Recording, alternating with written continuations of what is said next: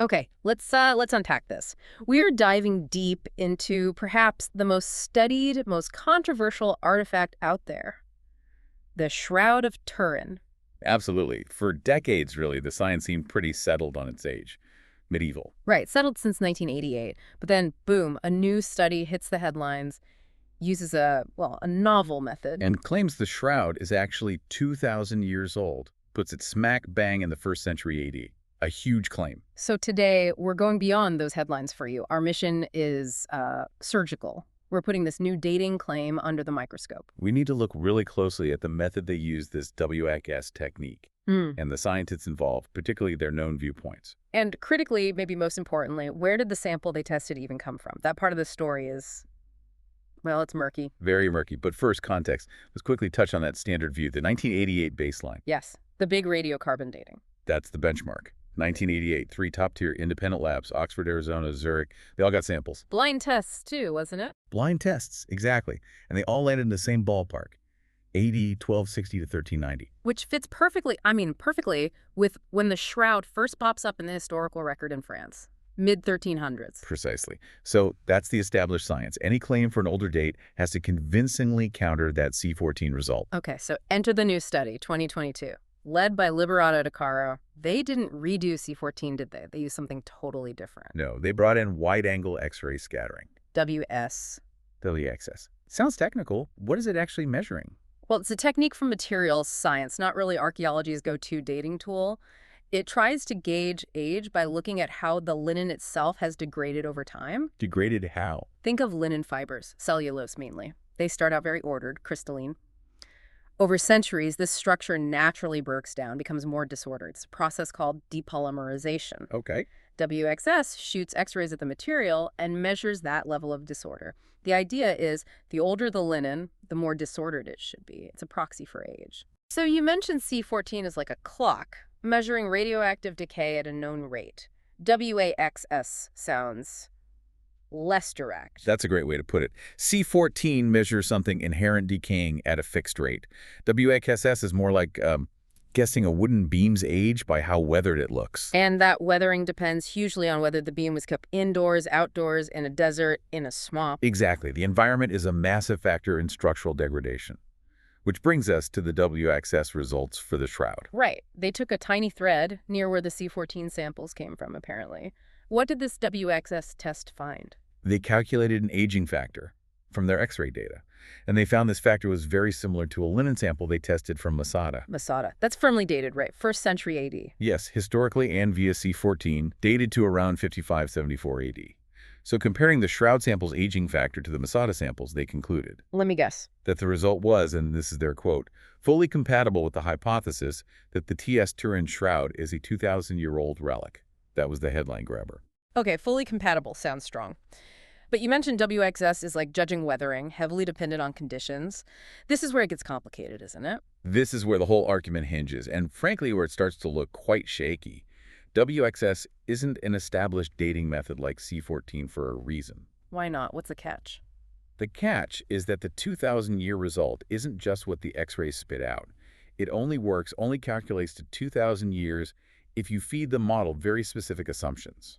Assumptions about what? About the shroud's storage history, specifically for the 13 centuries before it shows up in Europe, those lost years. What kind of storage history did they have to assume? They assumed the shroud was kept at an average temperature between 20 and 22.5 degrees Celsius.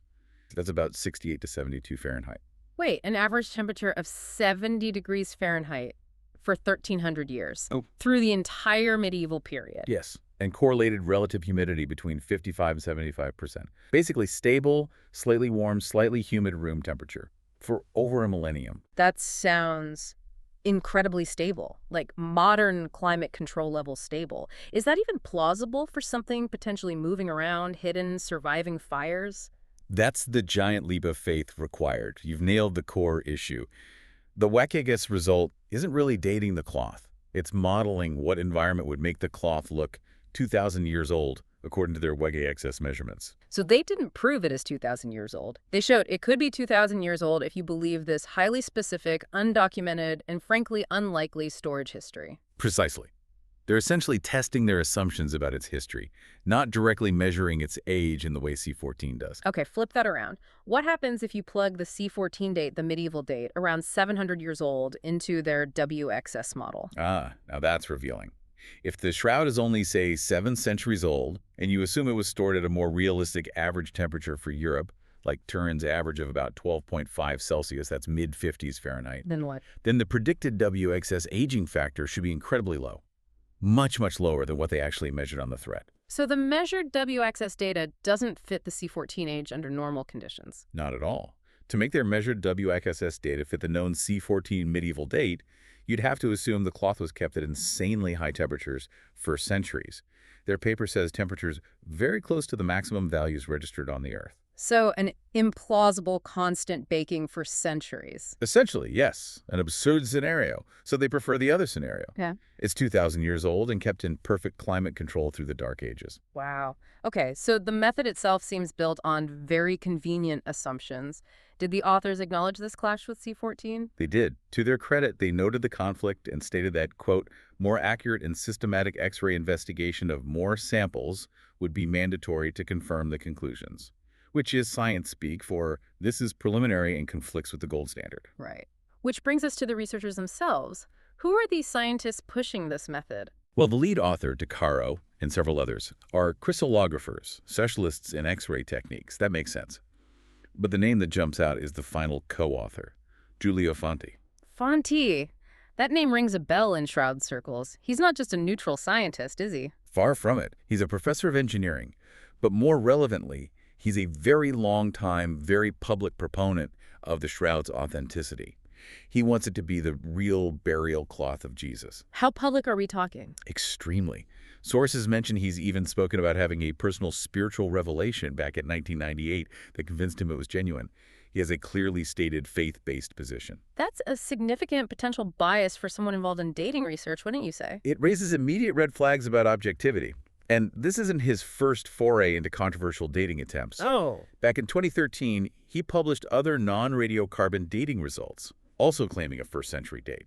Those results were widely criticized. Criticized by whom? Significantly, by the Shroud's actual custodian in Turin, Archbishop Nocilia. He publicly stated Fanti's earlier experiments had no serious value. Why? What was the issue then? The Archbishop cited uncertainty about the authenticity and the provenance of the samples Fanti was using back then. Where did they come from? Was it really Shroud material? Okay, so we have a pattern here. A researcher with a declared belief system, a history of using non-standard methods to get first-century dates, previous work dismissed by the church itself over sample issues. And now he's co-author on a study using another non-standard method, WXS, which happens to produce that same desired first-century date, but only if you accept highly questionable environmental assumptions. The choice to use WXS instead of trying to challenge C14 directly seems strategic, perhaps? It certainly avoids a direct comparison with the established gold standard. It allows them to operate in this realm of assumptions and proxies. It looks very much like confirmation bias driving the research direction. Which leads us to the elephant in the room, the sample itself. This thread they tested, where did it come from? Because the church hasn't allowed new samples since '88, right? Correct. No official samples have been cut since the ones for the radiocarbon dating. This is where the story gets, frankly, scandalous. Okay, lay it out for us. How did Fanti get this thread? According to the paper, Fanti furnished the samples. His explanation is that he got them via an organization called Fondazione 3M. And where did Fondazione 3M get them? Supposedly, from material collected way back by a technician named Giovanni Riggi di Numana, who worked on the Shroud in 1978 and during the 1988 sampling, the WXS paper claims their thread came from near the C14 sample area. Okay, so there's a claim chain. Riggi collected something, gave it to Fondazione 3M, who gave it to Fanti, who gave it to the WXS team. What's the problem? The problem is what Riggi actually collected and officially transferred. The documentation, the records, they describe Riggi collecting dusts. Dusts, like microscopic particles. Exactly. Vacuum particles, tiny microfibers, debris collected on adhesive tapes and filters, stuff you analyze under a microscope. That's what was officially documented as going to Fondazione 3M and potentially accessible to Fanti later. But the WXS test didn't use dust. You said it needed a thread. Precisely. Look at the picture in their own paper. It shows a substantial linen thread bundle.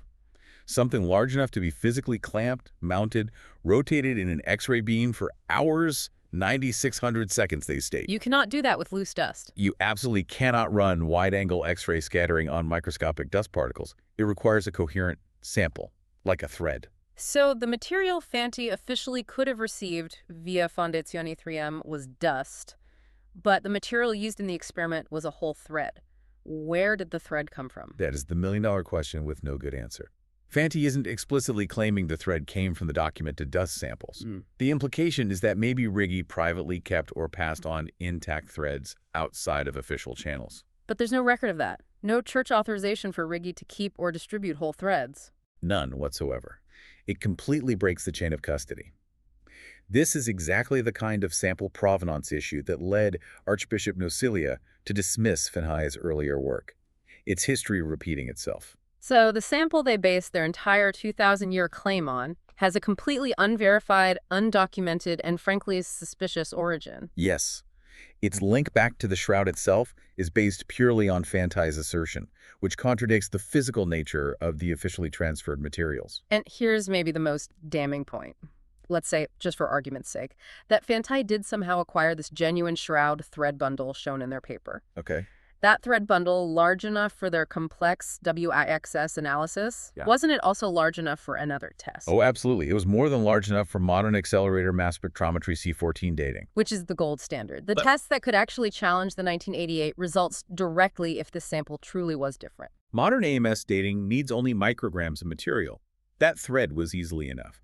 So the choice not to perform the definitive test, C14, on this supposedly available thread, and instead opt for the assumption-laden experimental WAXS method. It speaks volumes, doesn't it? It suggests they perhaps knew what C14 would likely show, or at least they preferred a method they could, shall we say, tune with assumptions to get the desired outcome. It's hard to interpret it any other way. The decision to use WAXS over AMS C14 on that specific sample is deeply questionable from a scientific standpoint, especially given the provenance chaos. So let's sum this up for you, our listener. What does this all mean, this WXS study that made headlines? It's an outlier. It uses a non-standard technique, WXS, that isn't established for archaeological dating. Its headline result, the 2,000-year age, depends entirely on accepting highly specific, unproven, and arguably implausible assumptions about the shroud's storage conditions for 13 centuries. The research involved key individuals, notably Giulio Fanti, with a well-documented history and a publicly stated faith-based agenda favoring a first-century date. And perhaps most critically, the physical sample used the thread bundle cannot be reconciled with the documented chain of custody for materials Fanti was supposed to have accessed. Its origin is suspect, essentially unverified. Given all that, the scientific consensus hasn't shifted. The 1988 multi-laboratory radiocarbon dating, placing the shroud in the medieval period, 1260-1390, remains the most scientifically robust evidence we have for its age. This WXS study hasn't changed that. Okay, let's end with a final thought for you to ponder. The WIGS authors themselves calculated that for their 2,000-year date to be correct, the shroud must have been kept at that specific stable average temperature of 20 to 22.5 Celsius for 1,300 years of unknown history. If you choose to accept their date, what does that incredibly narrow, almost engineered climate requirement tell you? What kind of secret history, what kind of near-perfect preservation across centuries of turmoil does that imply? Does it sound like accidental survival or something else entirely? What does that specific environmental constraint suggest to you about the shroud's hidden journey if the WXS date were true?